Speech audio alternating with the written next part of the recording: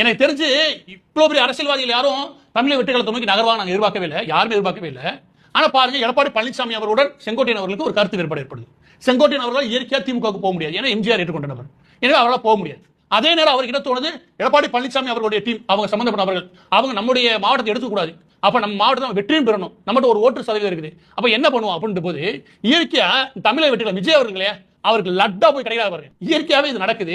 அரை நூற்றாண்டுகள் 50 வருஷத்துக்கு மேல அரசியல்ல இருந்து வெற்றிகரமா இருந்த நபர்கள் பக்கத்துல போகும்போது யதார்த்தமான அரசியல் என்ன இல்லையா, அந்த முக்கியமான அறிவுரைகள் கிடைக்கும். முதலாவது. எனவே இரண்டாவது, ஈரோடுல வெற்றி பெற சதவீதம், இதோட சேர்த்து கொங்கு பெல்ட் அவரோட கொடுக்க முடியுமா? முதலாவது ஈரோடு கட்டாயம் பலம் பெறும். இரண்டாவது, கொங்கு பெல்ட் இந்த ஏரியா இல்லையா, இந்த ஏரியால கோயம்புத்தூர், ஈரோடு, திருப்பூர், சேலம், நாமக்கல், கரூர், அதோட நீலகிரி சேர்த்துக்கணும்.